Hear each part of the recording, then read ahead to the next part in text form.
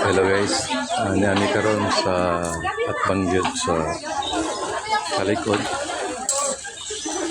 Katong dating pwesto o lotis akong ugangan diri. Gibaligyan naman nila, pero nindot na siya. Sa una, may kapungan ma-develop, pero karon na-develop naman siya. So kani nga dapit maoy dura sa White Beach sa Kaputian. Then ang katong dito sa Atbang muna siya ang Davao City.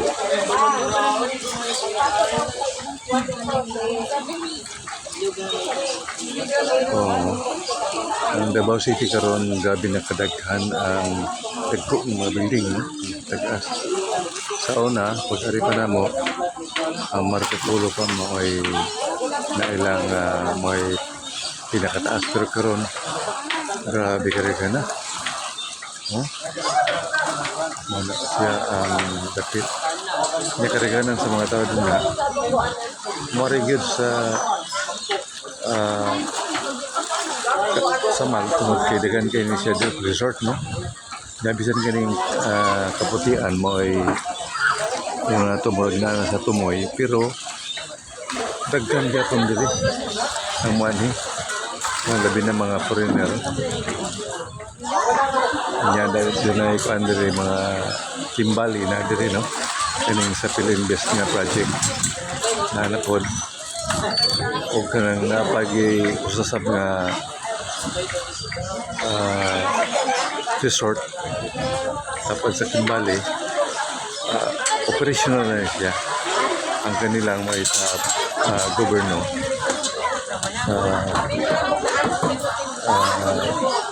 diri sa Kaputian.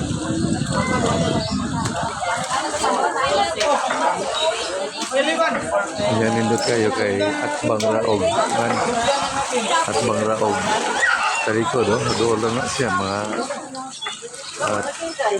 10 to 15 minutes ang pwede matambok na siya uglatan. Pambot 50 ang fare sa usa ka tawo. Nya din mo ni ang dating lote ni Papa. So pagbaligyan na, doon ay nakakuhaan eh. Nakapalit. Huwag na-develop, huwag nindot kayo, morning building. Karon dagan kayo mga igsuon, mga kabanan nga mo'y nagsabot-sabot nga magkatapok-tapok din eh. O, lakip na si Mrs. na diri. Ato bangsa. Ma'am. Ma'am, ato bangsa.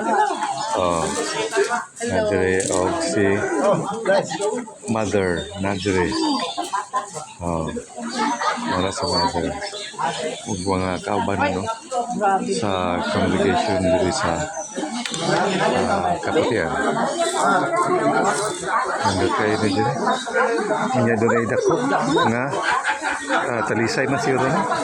Nakahoy. Dito sa bayo kariguan kayo sa ubos. Bisa ko utong-tutok, pero dili init. Tungkol kay naaning dili ang ni talisay. Nya limpi kay dagat. Panino ni mo tao, pero pag kayo nanindot kayo White Beach